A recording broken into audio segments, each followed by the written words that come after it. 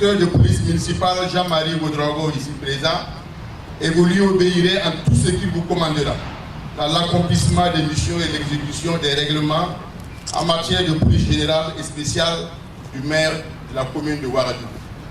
Désormais, Clément Wango passe le bâton du commandement de la police municipale de Ouagadougou à son successeur Jean-Marie Ouedraogo, troisième directeur de la police municipale de Ouagadougou. Dans son discours, il ne cache pas ses intentions à l'endroit de son troupe dont il est le nouveau chef. Chers agents, assistants, contrôleurs et inspecteurs, nous ne pourrons jamais relever le défi sécuritaire qui nous attend si nous ne travaillons pas dans la discipline, la probité, la solidarité et la collaboration. La réussite de cette mission, combien noble et difficile, ne peut être exécutée que grâce à vous. Votre engagement et votre dévouement au travail sont les gages de réussite des objectifs et des missions à nous assigner. Pour ma part, je m'engage à consolider les acquis légués par mes prédécesseurs bâtisseurs et je reste entièrement disponible et réceptif des propositions venant de vous et allant dans le sens du rayonnement de notre maison commune. Cependant, je dis bien cependant, chers collègues, je n'hésiterai pas à ramener dans les rangs toute brebis galeuse qui est à contre-courant de la direction du troupeau par une main de fer dans un gars de velours. Ensemble, chers collègues, main dans la main, faisons de la police municipale ce que la population ouagalaise voudrait qu'elle soit. Une police municipale pour la population et par les policiers municipaux. Selon le directeur sortant, Clément Wango, toute œuvre humaine est imparfaite. Il y a eu des succès, mais aussi des échecs. 11 ans à la tête de la police municipale, les bons souvenirs n'en manquent pas, tout en souhaitant bon vent à son successeur Jean-Marie Ouedraogo, directeur entrant. À la police municipale, c'est 11 ans d'expérience. C'est 11 ans de travail pour pouvoir faire en sorte que les gens connaissent mieux la police municipale.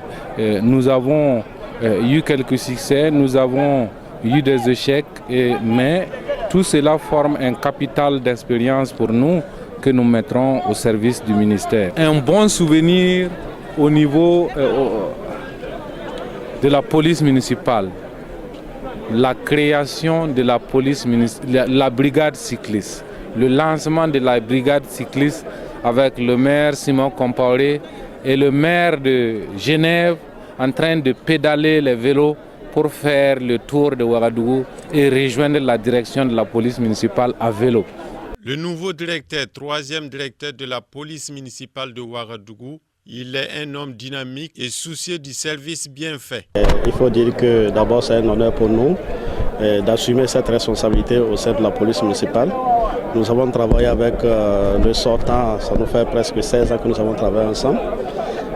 Dans un contexte d'insécurité ambiant et empreint d'incivisme que nous constatons aujourd'hui, il faut dire que notre position actuelle, c'est de travailler de concert avec tous les autres corps, les autres forces de défense et de sécurité, afin de relever le défi de l'insécurité dans la ville de Ouagadougou. Jean-Marie Ouedraogo, ressortissant de Tanguin de Saponé, a fait ses premiers pas à la police municipale avec la promotion de 1999-2001 comme officier de police municipale actuellement appelé PM. Dès sa sortie en 2001, il va successivement occuper des postes de chef de détachement des équipements marchands à la régie autonome de gestion des équipements marchands RAGM, puis chef de la voie publique et enfin commandant du corps urbain. Toujours en quête de l'excellence, il est admis au concours professionnel de recrutement d'élèves inspecteurs de police municipale, session 2009. Il en ressort brillamment et il est nommé directeur adjoint de la police municipale de Ouagadougou. En la faveur du soulèvement populaire 2014, il est choisi comme représentant des polices municipales du Burkina pour siéger au sein du Conseil national de la transition. Fraîchement revenu du Conseil national de la transition où il a siégé en tant que membre du groupe parlementaire Forces de défense et de sécurité et membre de la commission des affaires sociales et du développement durable, où il a fait honneur aux forces de défense et de sécurité en général et aux polices municipales en particulier. Depuis le 17 mars 2016, il est nommé directeur de la police municipale de Ouagadougou en remplacement de l'inspecteur divisionnaire de police municipale Clément Wango. Le nouveau directeur de la police municipale soufflera ses 38 bougies le 23 décembre prochain.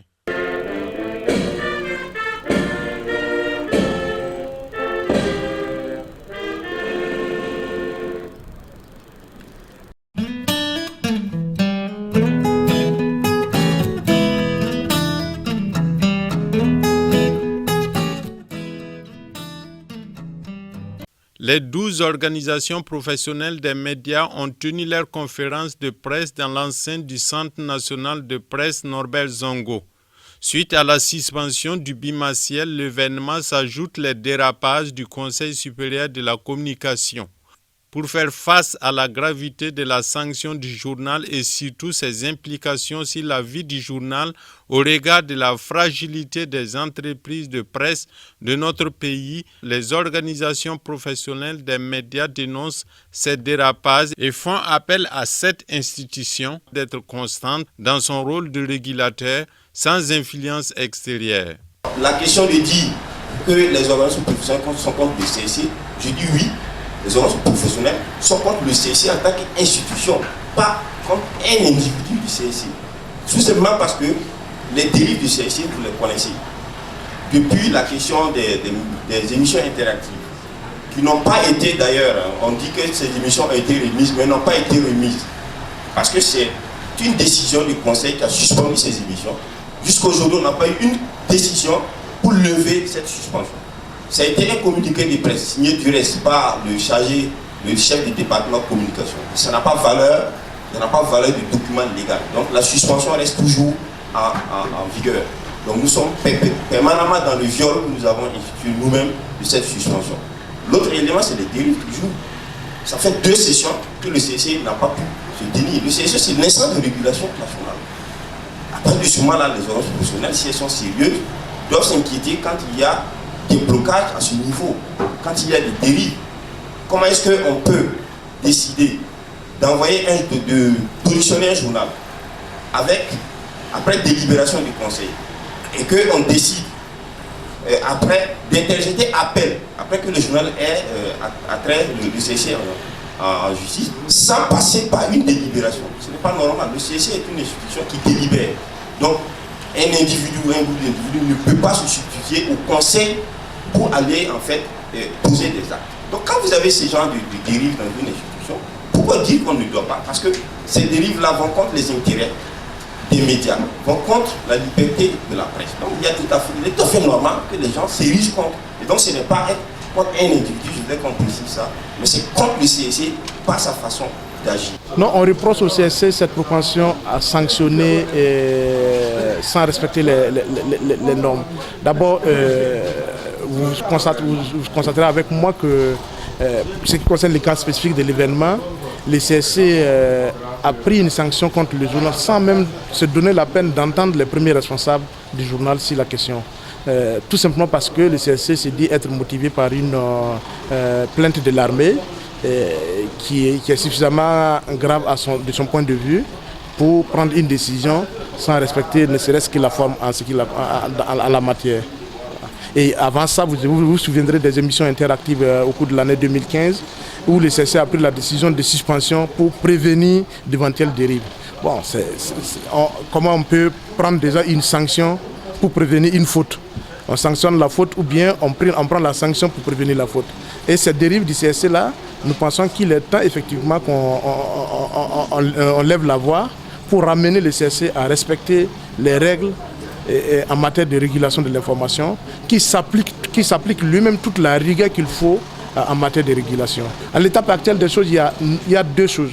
Nous demandons aux collèges actuels des conseillers du CSC de respecter les formes en matière des décisions qu'ils prennent à leur niveau, notamment que les sanctions, quand on doit les prendre, que ça puisse respecter un certain nombre de formes et que ce soit des sanctions qui soient prises après examen par le collège des conseillers et non pas plus motivées par la qualité ou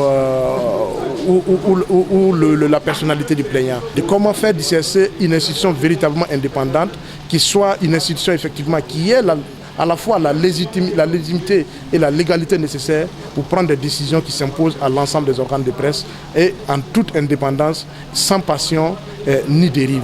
Au regard de tout ce qui précède, les organisations professionnelles des médias voudraient ouvrir les débats sur le CSC, son organisation, ses attributions et son fonctionnement, et souhaitent que la question du Conseil supérieur de la communication fasse l'objet de débats constructifs au cours des travaux de la commission constitutionnelle créée par le gouvernement et qui aura la charge de proposer la constitution de la Ve République.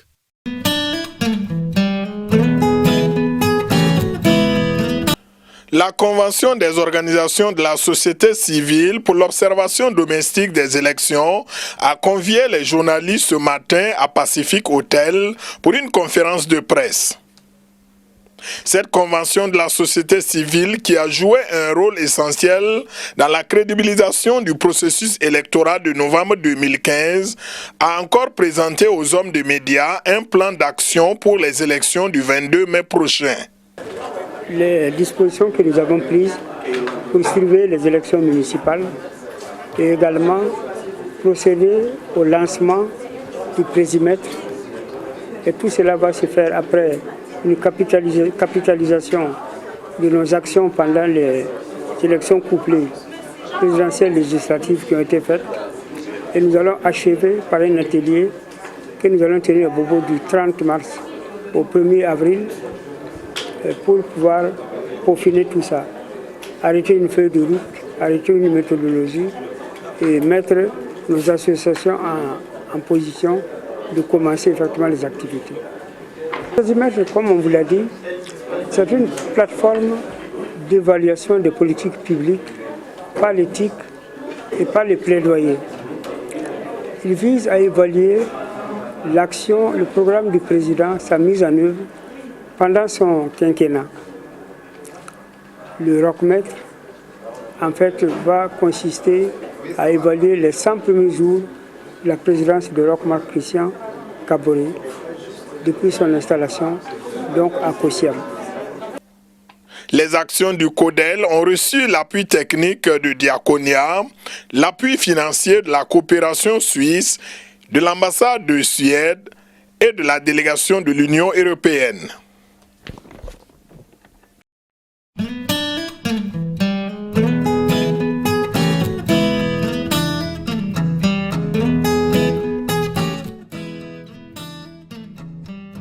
Le Burkina Faso est au bord du gouffre, tel est l'assentiment du collectif pour un peuple uni, eu égard à la situation qui prévaut présentement au pays des hommes intègres. L'organisation pointe du doigt le gouvernement de Roch-Marc Christian Kaboré, reprochant à ce dernier sa passivité et son laxisme. Il faut aujourd'hui qu'il réforme vraiment ces institutions, que chaque responsable qui doit mener une dépense même est vraiment en tête que ce denier que je suis en train d'enlever peut me compromettre ou peut m'amener loin en prison. Et c'est de ça que nous avons parlé. La nécessité de rétablir l'autorité de l'État. Vous constatez qu'aujourd'hui, permettez-moi, c'est du tohu-bohu que nous constatons. On dirait que nous ne sommes même plus dans un état de droit. Pourtant, force doit rester à la loi. Je suis parfaitement d'accord. Et lors de la conférence du point de presse passé, nous avons dit ici que les Kolowego sont aujourd'hui nos racines. Nous sommes nés les trouver. Mais une chose est qu'il faut qu'ils comprennent aussi qu'ils ont leurs limites. Et qui peut mener à bien cette mission? C'est le gouvernement d'essayer de les recadrer, de les ramener à la raison. Et nous avons dit qu'ils peuvent au moins essayer de les former, de les encadrer. Concernant la Commission électorale nationale indépendante, le mouvement juge que la CENI n'a pas tiré les leçons des erreurs du passé, car le même dysfonctionnement date en perdu et risque d'envenimer les élections municipales en cours. Le collectif a appelé ainsi l'institution à jouer pleinement son rôle, qui est de favoriser la paix et la cohésion sociale.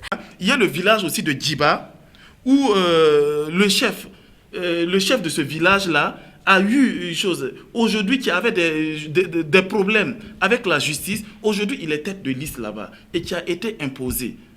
Tous ces faits nous ont parvenus. Il y a aussi le chef de Bilbalgo dans la commune, dans une des communes de Djiba. En fait, il y a plusieurs cas d'exemple. Ils sont fustigés à faire d'autres problèmes, à résoudre certains trucs. Pourtant, il y a des problèmes normaux qui sont. Et il faut qu'ils jouent pleinement leur rôle. Il faut qu'ils attirent au moins ces partis politiques à être sur le même pied d'égalité. Car il en va vraiment de la transparence et de l'équité de ces élections. Un échec de ces élections, encore on dira que non, que ça a été instrumentalisé par le parti au pouvoir. L'opposition politique burkinabé est muette au constat du mouvement qui lui reproche son appât pour le pouvoir et son défaut de toujours attendre les dernières minutes lorsque tous les dés sont jetés pour hausser le ton. En conclusion, le Burkina Faso a besoin d'un réel réaménagement, d'une reformation de ses institutions avant de prétendre à tout développement socio-économique.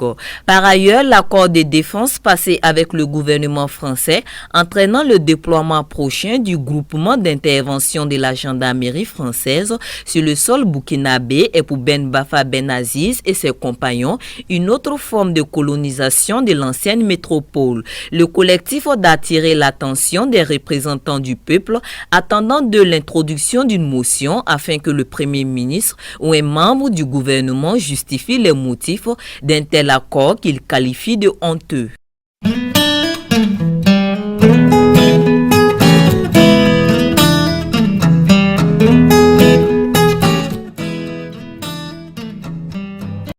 Au nombre de 21, ces membres du Haut Conseil pour la réconciliation et l'unité nationale, HCRUN, officiellement installé ce jour par celui-là même qui a voulu que l'institution voie le jour. Le Haut Conseil pour la réconciliation et l'unité nationale est un acte majeur qui montre notre attachement commun à la paix, à la cohésion nationale, à la bonne gouvernance et à la lutte contre l'impunité.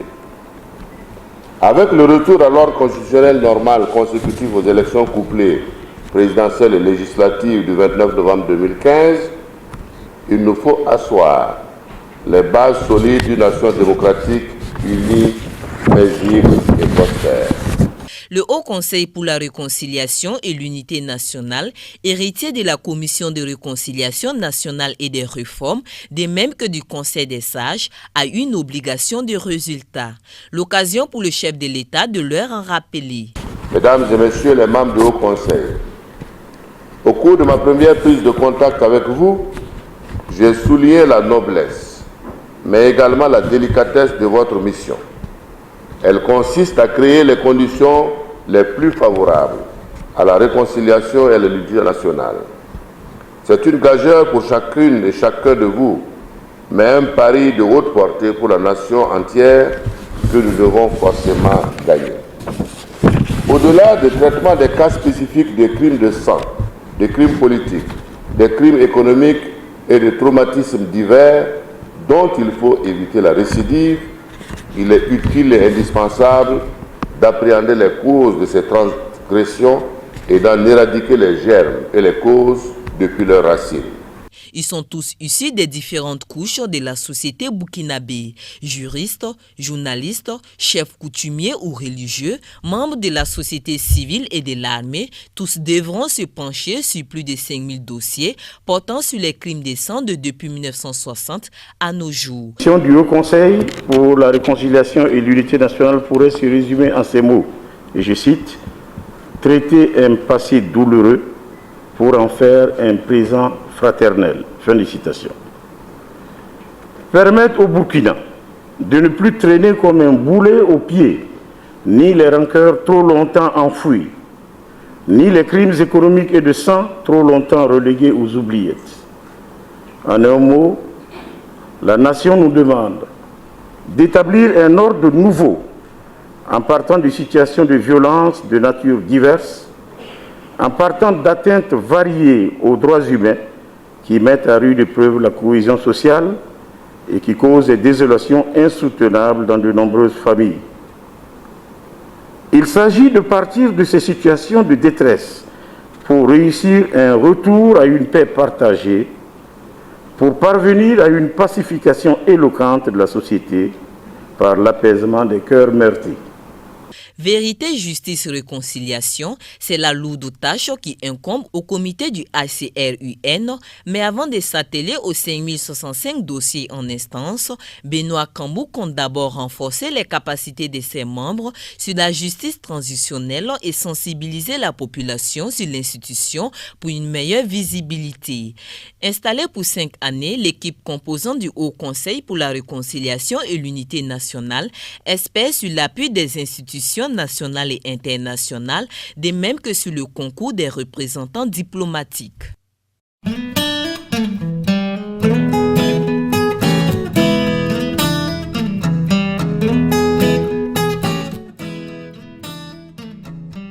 Conscient du rôle important des médias dans le changement des mentalités du fait de leur proximité avec les populations, le Fonds des Nations Unies pour la population et le quotidien The Guardian ont initié le prix Efwa d'Orkeno du nom de cette combattante ghanéenne qui a consacré 30 ans de sa vie à la lutte pour le bien-être de la femme et de la jeune fille. Ce prix vise à stimuler les productions d'œuvres journalistiques pour la sensibilisation des populations en vue d'une éradication complète des mutilations génitales féminines dans nos sociétés. Pour cette première édition, ils étaient 91 journalistes, toutes catégories confondues, de toute l'Afrique, à prendre le départ pour la conquête du prix Efwa d'Orkeno de la lutte contre les mutilations génitales féminines.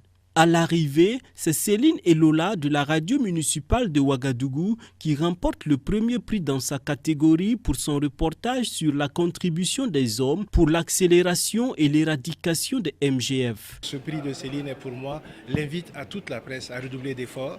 On parle de choses qui sont extrêmement visibles, mais ces questions-là sont extrêmement sensibles. Et il faut que de la même façon que nous avons parlé de démocratie pendant des années, il faut que nous parlions de la fin de ces mutilations-là avec beaucoup de force, avec beaucoup de perspicacité, avec beaucoup de reportages comme celui réalisé par Céline pour toucher les populations et faire bouger et faire évoluer les mentalités. Toucher les populations et faire bouger les mentalités, c'est tout l'engagement de Céline et avec elle, l'UNFPA qui s'engage de l'accompagner. Les mutilations génitales féminines sont portées par les femmes. Ce sont les femmes qui sont les gardiennes de cette tradition.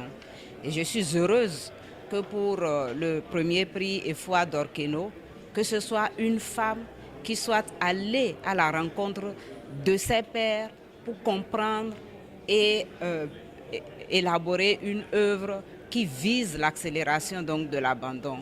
Et donc c'est dans ce cadre, au regard des belles performances en fait réalisées par Céline Elola, que nous souhaitons mettre à sa disposition, comme on a dit, les moyens logistiques et financiers. C'est ouvert, donc ce n'est pas un contenu. En fonction donc de ce qu'elle aura choisi comme thème et de ce qu'elle aura choisi comme œuvre à réaliser, nous allons l'accompagner du début jusqu'à la fin de manière à ce que cela soit une réalité et que peut-être cela la porte aussi vers d'autres horizons que nous allons célébrer également un autre jour. Au-delà de la joie du travail bien fait et reconnu à l'échelle internationale, c'est une lauréate qui entend parler davantage dans les oreilles des populations des villes et campagnes pour qu'enfin cesse cette pratique criminelle sur l'autre moitié du ciel. Il me tenait à cœur de voir cesser la pratique de l'excision dans mon pays. C'est une pratique qui perdure et quand on cesse de parler d'une pratique néfaste, elle ressurgit et il ne faut pas pour moi cesser d'en parler. C'est pourquoi j'ai choisi de traiter ce thème et plus de mettre l'accent plus spécifiquement sur le rôle des hommes dans cette lutte-là. C'est vrai que c'est une cause, c'est un problème plus féminin, mais il y a des hommes qui se battent également aux côtés de ces femmes-là pour que la pratique-là puisse cesser dans notre pays. Selon l'enquête démographique et de la santé en 2010, ce sont 76% des femmes de 15 à 49 ans et 13% des filles de 0 à 14 ans qui sont touchées par l'excision. Face à ces chiffres alarmants, l'UNFPA entend lancer de concert avec le gouvernement de Burkina Faso un prix national pour encourager les journalistes qui se seront illustrés dans la production d'œuvres visant à accélérer l'éradication des MGF.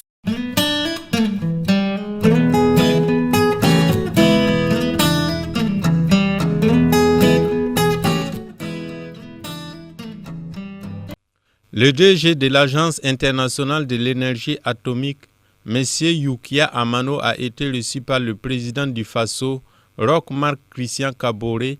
L'objectif de la visite est de renouer des échanges sur les avis des affaires communes. Nous avons eu des conversations très positives. L'AEA a une relation très bonne avec Burkina Faso et nous avons beaucoup de projets. Par exemple, nous avons travaillé avec votre pays de renforcer des efforts dans le domaine de contrôle de cancer.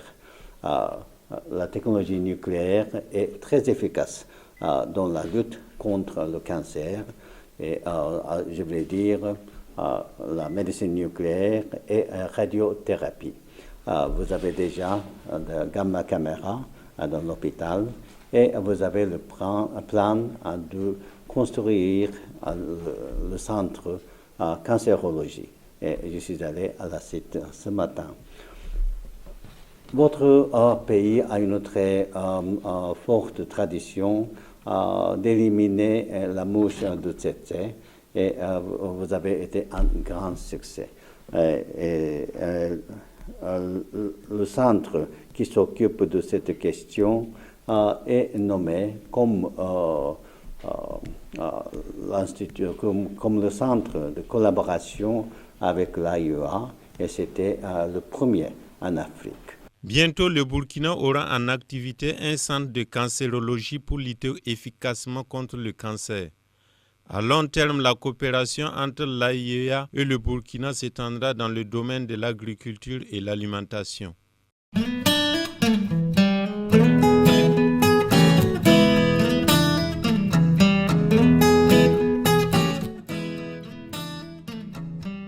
Auparavant, la nature était le lieu de prédilection de certains enfants pour satisfaire certains besoins vitaux pour leur propre santé. Les 287 enfants que compte le Centre de développement enfants BF 133, 6 à l'église Bethel de Yagma, n'auront plus à poser de tels actes car ils disposent désormais des latrines. Ces deux infrastructures hygiéniques à hauteur de 9 033 000 francs 455 francs CFA sont un don de compassion internationale. Ce matin, je suis content parce que ce que Dieu a fait pour moi, c'est trop grand. Je ne peux pas tout parler ce matin. Parce qu'au début, ici, il n'y avait même pas l'eau. On ne parle pas le WC. Mais ce matin, par la grâce de Dieu, Dieu a permis qu'ici, maintenant, on a de l'eau et puis on a le WC. Donc, ce matin, nous sommes contents pour dire au Seigneur merci. Et puis, on remercie tous les compassions internationales qui nous a aidés à arriver à cette stade-là. Que Dieu bénisse compassion, bénisse tout le monde au nom de Jésus. Pourquoi ce geste? Pourquoi construire des latrines dans le centre pour le bien-être des enfants? C'est parce que dans notre partenariat, nous avons remarqué qu'il n'existe pas de latrine. Alors que nous sommes dans un processus où les enfants doivent apprendre beaucoup de choses, le savoir vivre. Et vouloir le développement holistique d'un enfant et puis ne pas mettre à sa disposition des latrines avec un certain degré d'hygiène, c'est inconcevable pour nous.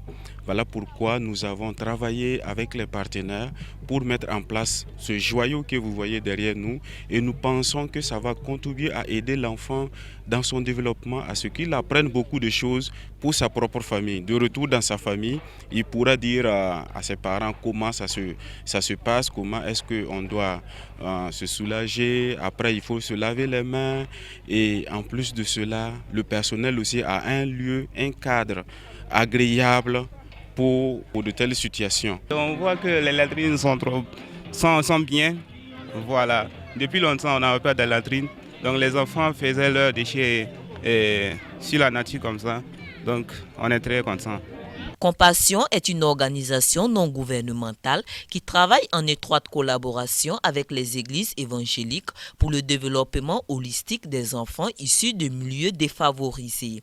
Dans ce centre, comme tous les autres implantés presque partout au Burkina Faso, les enfants apprennent à lire, à écrire, mais aussi à exercer certains métiers dont la couture, la menuiserie, le jardinage ou encore la coiffure.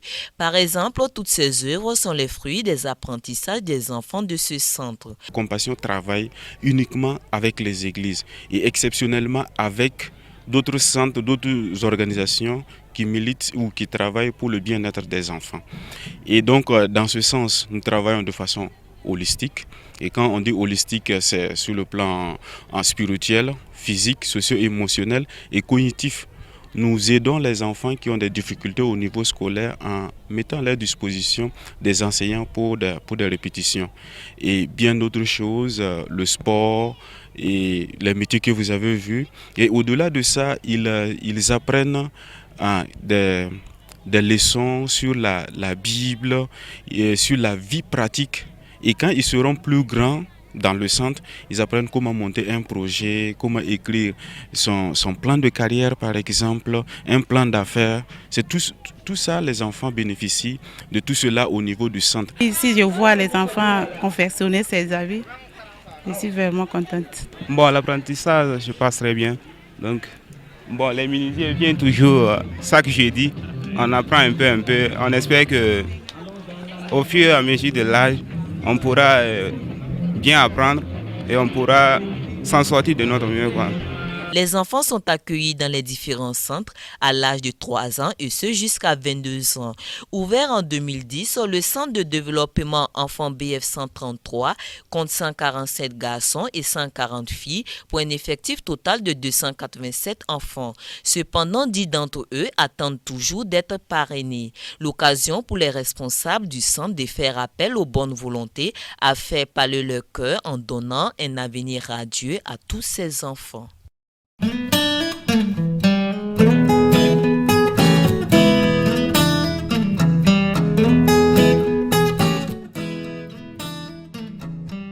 Pour la 9e fois consécutive, FAMA a encore mobilisé des dons pour le soutien des hommes de Dieu dans la région de l'Est, précisément dans 6 villages de la commune rurale de Matiakwali. Objectif, soutenir et encourager les hommes de Dieu installés dans ces régions par la VIMAP, Vision missionnaire des Assemblées de Dieu du Burkina Faso. Nos colis sont composés de vêtements d'hommes, de femmes, de très bonne qualité, des plats, des chaussures, des jouets d'enfants, d'une moto, 2 vélos, et de 2 chaises et bien d'autres choses que je pourrais vraiment oublier.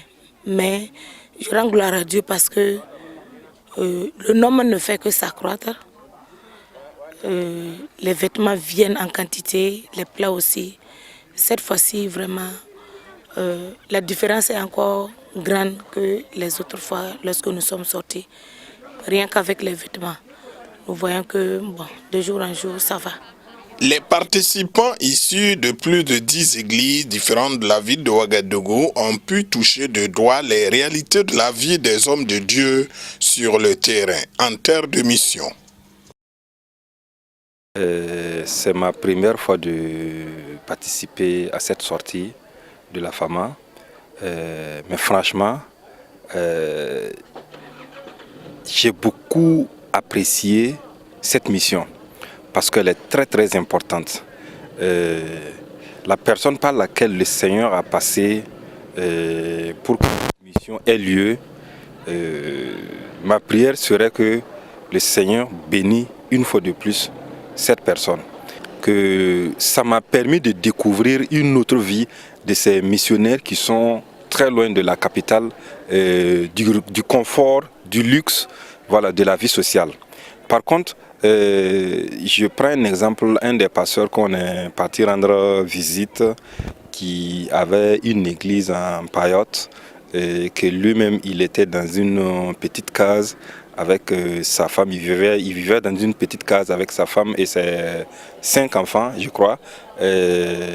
Vraiment, c'est des gens qui se sont donnés en corps et âme pour l'œuvre du Seigneur. Et moi, je pense que c'est des personnes qui méritent vraiment, il ne serait-ce qu'un soutien moral, matériel et même financier. Parce que moi, je lance un appel à mes frères et sœurs qui sont un peu partout, de soutenir. Si par exemple le Seigneur t'a donné les moyens que tu peux soutenir cette œuvre de manière morale ou financière, vraiment que tu le fasses parce que tu ne jettes pas, c'est très important. À Kouyargo se trouve le pasteur Namwano Fidèle, un village situé à 45 km de Matiakwali et 70 km de Fadangourmand, et son épouse avec 5 enfants dans cette petite case et dont voici l'église.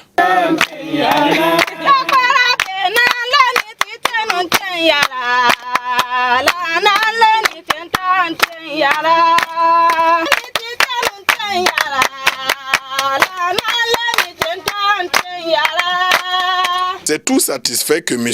Eugène Bationo, président de FAMA, rend grâce à Dieu et remercie les donateurs qui ont permis la réussite de la sortie FAMA 2016. On a pu soutenir 12 missionnaires au total dans cette sortie. Donc nous sommes comblés et nous rendons grâce à Dieu qui nous a permis d'effectuer ce déplacement. Si les premiers missionnaires venus des États-Unis d'Amérique ont réussi leur mission, c'est lié en grande partie par les encouragements et le soutien de leurs compatriotes restés au pays. À notre tour, que faisons-nous pour nos frères envoyés en terre de mission?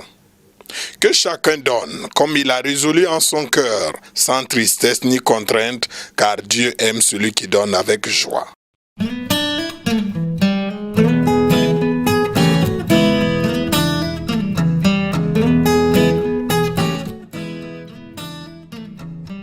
Débutée le 17 mars dernier, la 5e édition du Podium Azaf a refermé ses portes ce dimanche. Porté par le pasteur Enoch Yameogo du temple Nerija, le Podium Azaf est un cadre d'expression artistique qui réunit chaque année plusieurs groupes et chorales de l'église du Burkina.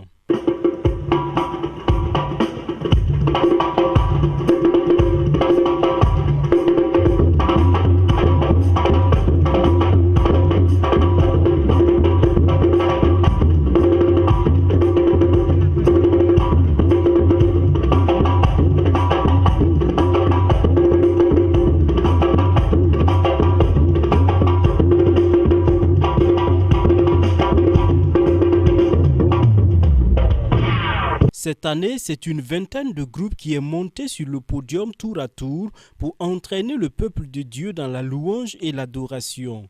Toutes choses qui donnent des motifs de satisfaction. Je suis très satisfaite de ce podium Azaf parce que nous avons vu vraiment la grâce de Dieu et les multiples bénédictions du Seigneur. Et comme nous l'avons entendu, Dieu honore ceux qui le glorifient. Et Dieu a vraiment honoré, nous l'avons honoré par nos voix, nous l'avons honoré par nos paroles et nous comptons toujours l'honorer par nos actes aussi. Et le Seigneur va glorifier chacun de nous. Je suis très réjoui parce que je puis dire que le Seigneur a œuvré au-delà même de nos attentes.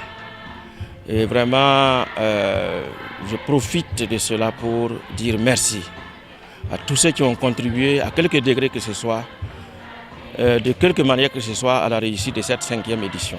Alors que les bougies de la 5e édition s'éteignent, on peaufine déjà les stratégies pour la 6e édition. Mais en attendant, la marraine appelle ses filleuls à la persévérance. Je voudrais dire à mes filleuls de persévérer dans la louange et l'adoration. Parce que tout ce que nous pouvons faire pour Dieu, c'est cela. Dieu fait tout pour nous. Et nous, qu'est-ce que nous faisons pour lui? Donc, je conseille à mes filleuls de continuer à élever le nom du Dieu Tout-Puissant. Non pas seulement en chant, en louange, mais en action aussi, pour la gloire de Dieu. La 6e édition donnera à voir beaucoup d'innovations, mais pour le moment, l'heure n'est pas à la spéculation. Oui, nous avons des perspectives, mais je me garde de vous les dévoiler pour le moment. Mais comme vous êtes fidèle à Podium Azaf, vous allez les découvrir en leur temps.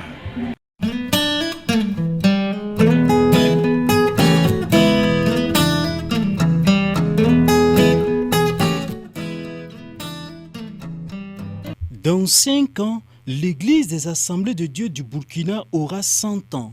En prélude à cet événement important dans la vie de l'institution, les premiers responsables ont entrepris de restaurer tous les édifices ou objets pouvant servir à la mémoire de l'Église et pouvant constituer des repères à la jeune génération. Il y a eu des régions où des missionnaires ont sillonné, il y a eu des régions où même des missionnaires burkinabés ont été et ils ont commencé l'œuvre. Je prends l'exemple de mon vieux qui est parti jusqu'à Tangaï. Il fut le pionnier. C'est lui qui a mené l'église à Tangaï avant même que je ne sois né. Vous voyez? Alors, et là, une belle œuvre est là. Ça fonctionne. Je pense que si les enfants de ces lieux-là peuvent réellement immortaliser ou réellement faire quelque chose pour rappeler l'histoire, ça serait très bien. La même chose avec toutes les régions, les sous-régions. Je vais même aller même jusqu'à l'église locale. Alors essayez même de demander à ce que chaque église locale, si c'est possible, essaye d'écrire comment l'église a commencé. Qui était le pionnier, qui a amené, comment Dieu l'a utilisé. Les miracles ou bien, tout ce qui s'est passé, comment Dieu a œuvré. Je crois qu'on doit être reconnaissant alors à ces héros-là, ne pas les oublier. Alors, et puis savoir que ce que Dieu a fait avec eux et à travers eux, il peut le faire toujours, aujourd'hui. Au nombre de ces pionniers, on peut citer le pasteur Pierre Dupré. Arrivé au Burkina Faso en 1947, le pasteur Pierre Dupré a ouvert une trentaine d'écoles primaires, dont la toute première en 1948 à Ouagadougou.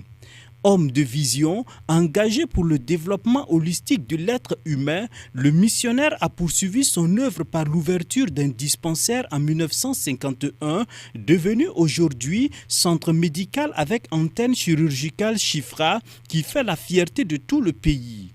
En 1951, il ouvrira le collège protestant de Ouagadougou. Le collège des jeunes filles de Lumbila, sous sa houlette, verra le jour en 1963, de même qu'une école publique en 1965 et une pouponnière en 1966.